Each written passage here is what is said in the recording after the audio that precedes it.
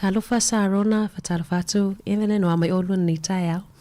Manuia lava whaftai. Malo lava whaftai fo ile hanga I mai e whaalawi loa le tau tua mane watu lava noa lea e whaalawi loa ai I o lua tangata I o lua suafa fo I ni no fo I te lua fio mai ai. E mua na whaftai lea tua ona o lona alofa malonanga lelei o mawhai ai ona maua le neia vanua tāua. Ia, whaatalofa atu Sāmoa e lo whaalongolongo mai talofa lava. Evelyn? Yeah, talofa lava. Yeah, o lo ingoa o Evelyn tea. Yeah, o lo tama o molianga tele tea. O lo tina fo'i o Betty tea. Yeah, o te sau mai fo'i le nuu o Sa'ai Ma'ale Sa. Yeah. Malo whaftai. Welcome to Samoa Capital Radio. Ia manea e watu lewa noa e whaalawi loa ai loa ia le tau tua.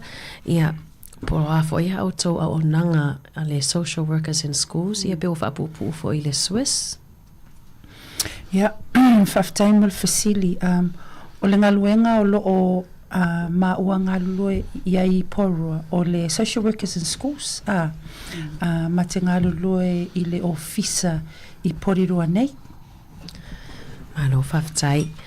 Whaalawi loa ia o ai a tangata po ai tamaiti o a inga o e to te au na iai. Who do you serve?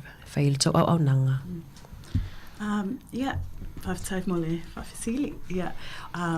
Ia o tangata po tamaiti fo'i o lo mato whisoswani iai o Kiribati, Samoan, Maori, so se tangata e mawhai ana mato whisoswani iai ai mese ata meiti o lo I tutono mato a onga.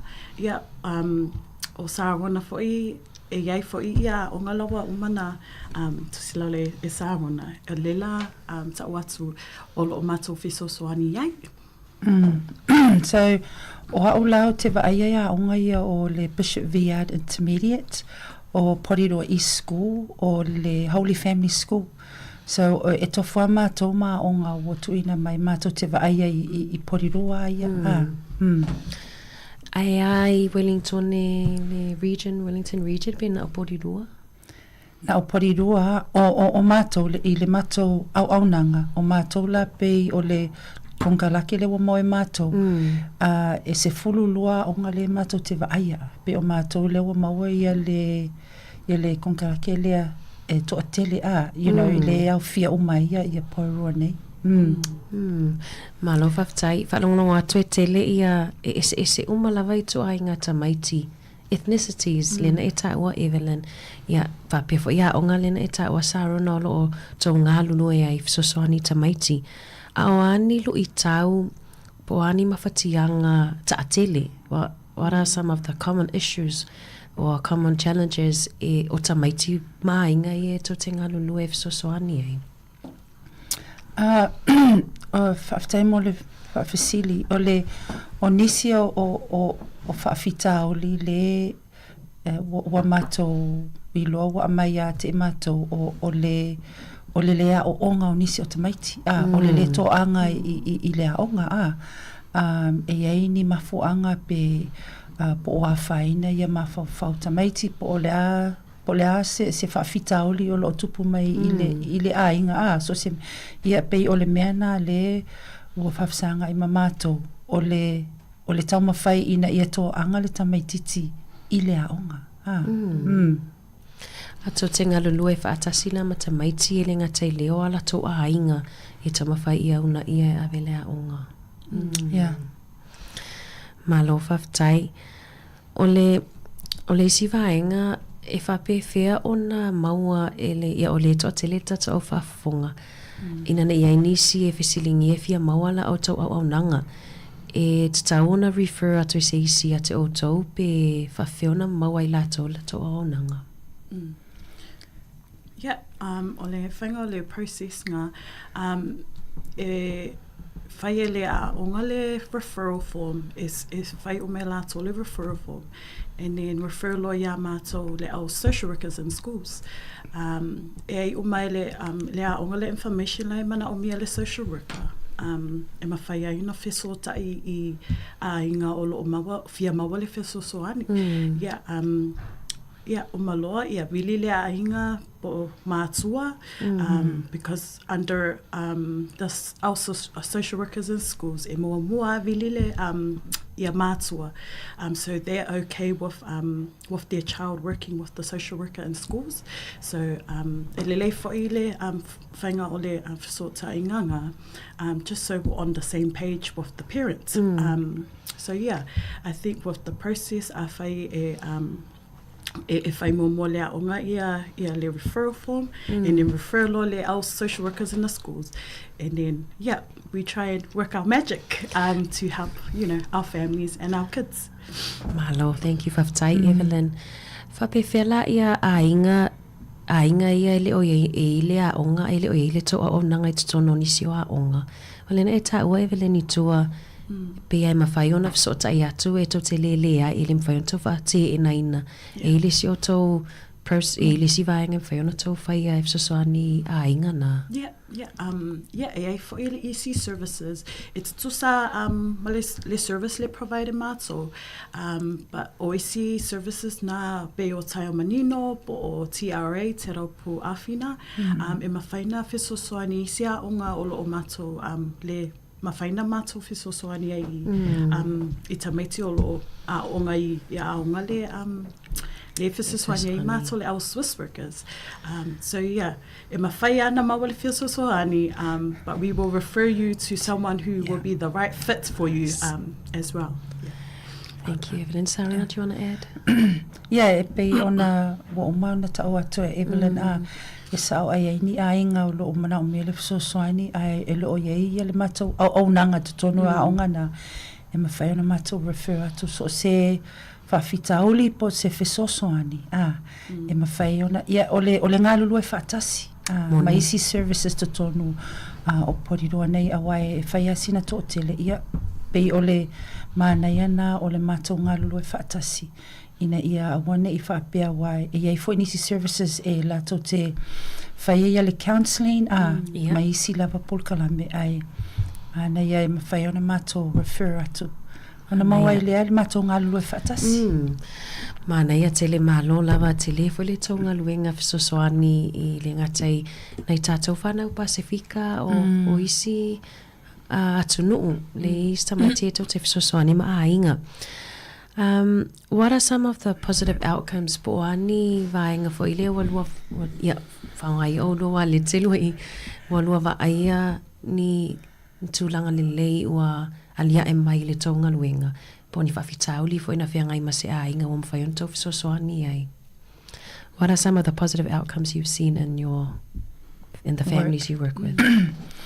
Whaftai mo le fasili ia o mātaula ona o le tele aia whawhitauli pe ni mea e amai a te mātou po le ale So ia te aula ona o whaiasina omi talu ona o whaialinga luenga lea. Whai o loo ia se tamaititi whanale o loo maua ia le popole. Popole po le fefe, e tele a mafuanga, po o whai fo enisi tamaiti, po o bullying, se whataita inga. Ona a maila ia mātou, ona mātou whaiala ia o le mele o le assessment. Ina I lo fo I po le ase pol kalame ia po a fo ini mea mawhai ona mātou whai e whasosoani le tamaititi lea o le whainga la mea lea e le mātou te le whai se mea se longa wa consent consent ma le confidentiality ina ia malama mātua mawhai loa fo le tamaititi awa maia ia referrals ia e mai le whai a onga Ona mātou talanoaga ia ma le whaiaonga po o anisi vaenga po le afo nisi meolo ona mātou whesoatai la ia o mātua. Ona mātou talanoaga ia ma mātua a vea la ia le mātou talanoa ma mātua o lātou la e whai mai pe ma whai pe le ai. E le fosia la ia le tūlanga lea e fesili al matua ia e whaamalamlama fo I mātua le mātou ngaluenga ina ia awane I whaapea le mātou teo atu ia inisi awa nisi taimie e tau masalo pe whaapea po le mafuanga e lato ele ia mātou e tau atu ina ne ia tate whaaloalo ma talanoa ma whaamalamlama I mātua ia le mātou ngaluenga awa e whaia sina te lea le mātou ngaluenga e le whapea e a whai e mai sita mai titi e refer mai sita mai titi ia e mātou te fisosoani fo e au fo le mātou fisosoani I mātua o le extended family fo e mawai fo le fisosoani so e te lea atu la ia le mātou fisosoani pe a refer mai se tamaititi a mātou e le whapea e priority a ia le tamaititi but e au fo le mātou fisosoani I mātua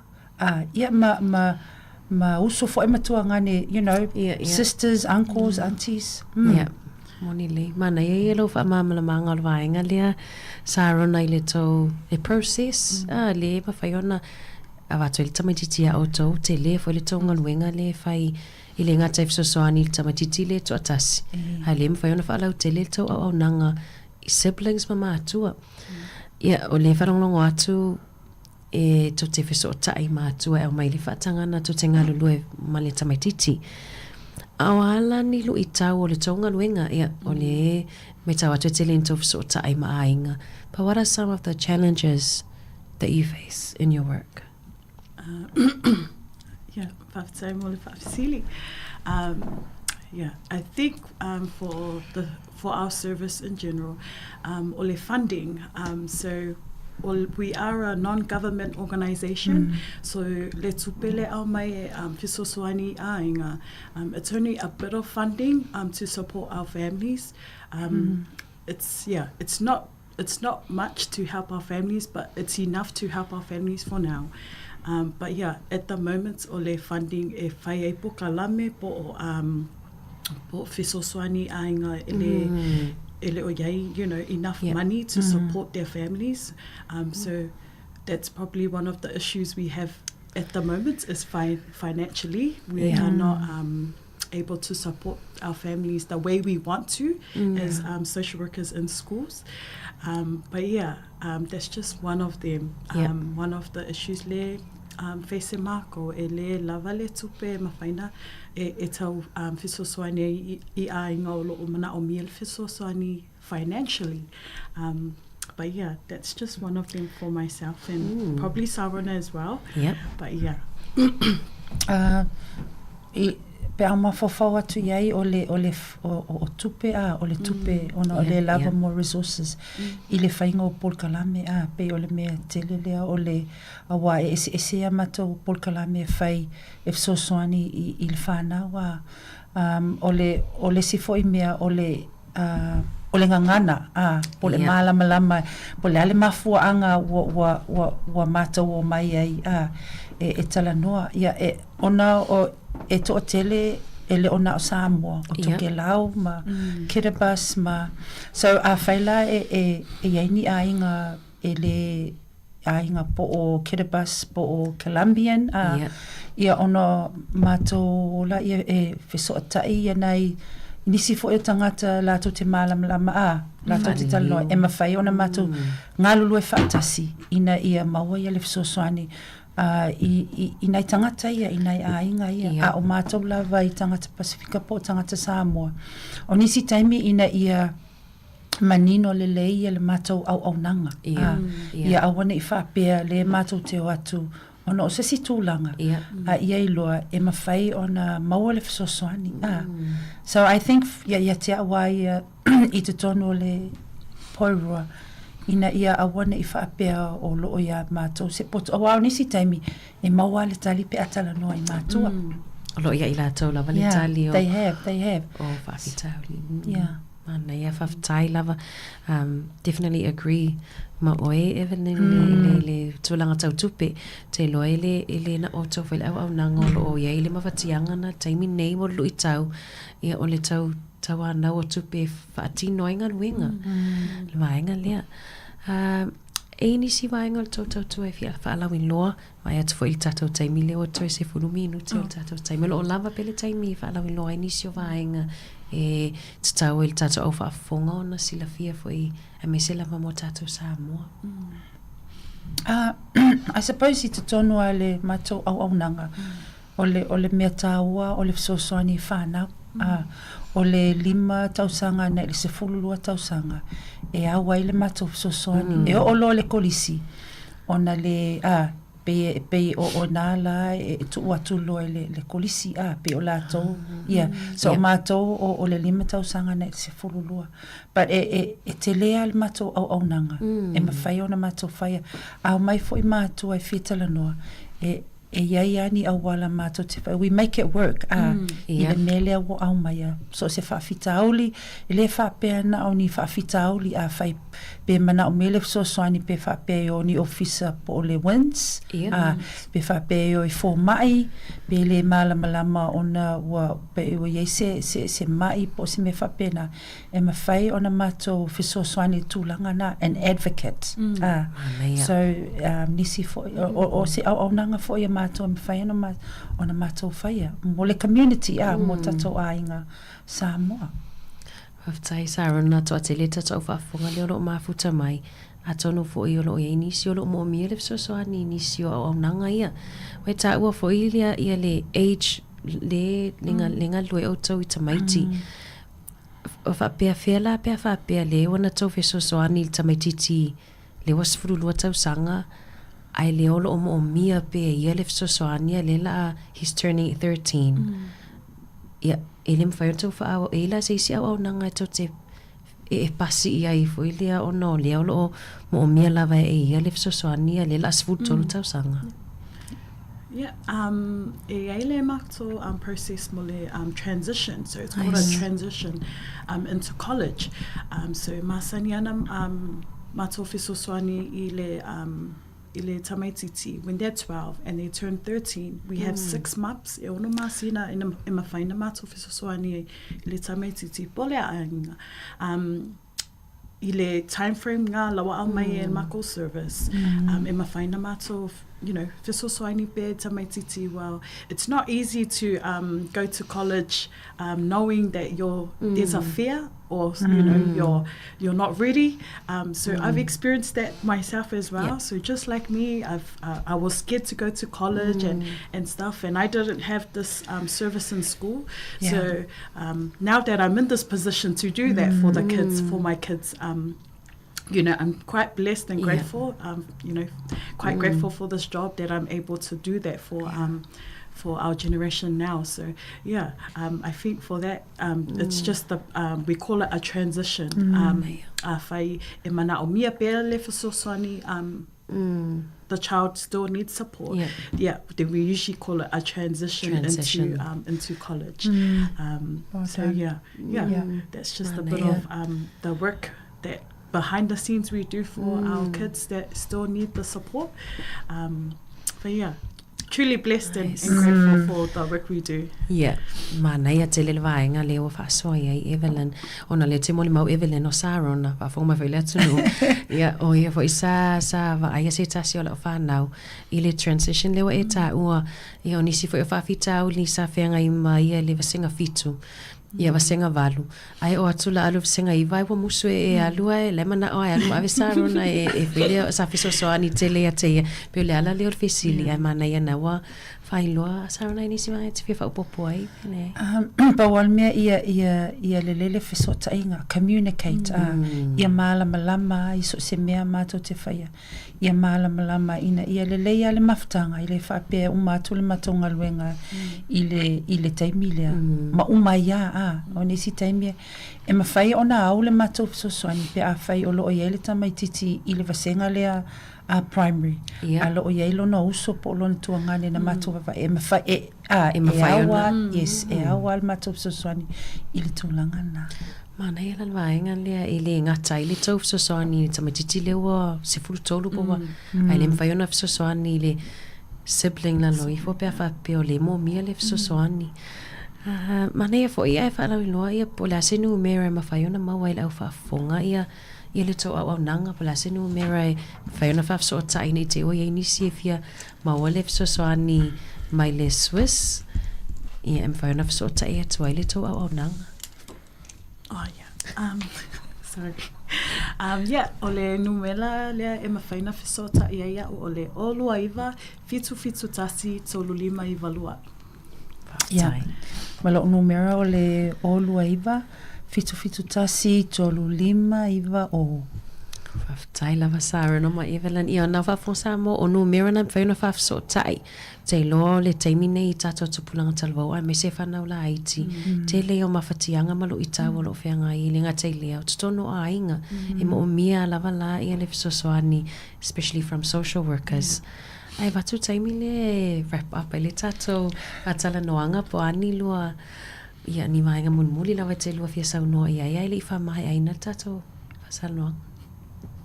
Yeah, whaftai lava I lau sunga ana, whaftai atu fōi mo le Capital Radio mo le avanoa mo I maua awa ana le ai fōi ia le avanoa nei le iloa fōi a nisi le tō tele ia le matou au nanga I porua nei ia whaftai mo nisi fōi o lo ofsosoani mai le matou au nanga I tonu awa matou te ngalulu e whaatasi ma nisi o fōi o pisinisi o lato wawa ai I le taimi nei I tonu I whaafita o le tonu porua ai whaaftai lava le support mai le whaafonga mai ia I le nei taimi ia whaaftai lava Sāmoa. Sarona ia o le whaatalanoanga na watu lewa no munmuli le moli ni lua lo whaanga nisi o lo whaapiona maafuta mai I le tātou porkalame le nei tae au ia o na tātou whaamamae loa lea. Yeah. Hi, Mom and Dad. Yeah, just thank you for your support. For everyone who's listened in today. Hopefully, you guys have gotten the right information. And also, yes, refer, and refer, please. Yeah, shout out to le polkalame o le Talanoaga, whaaleanganga, whaaftai nei mātua o tatalo mai, mawhisosoani mai. Yeah, shout out for il mato ainga, Max Faletutulu, if you are listening. Yeah, ma tato ainga uma o lo whaalongolongo mai, ma mata mai, I lunga le ala leo, whaaftai lava. Malo whaftai whatalanoanga na Sāmoa a ole suile ki whalongolongo lau le tio mafuta mai le upwhai o malo le aso ai whaftai lava Evelyn ma Sarona all the best mani a te lelua fōfuanga ne aso.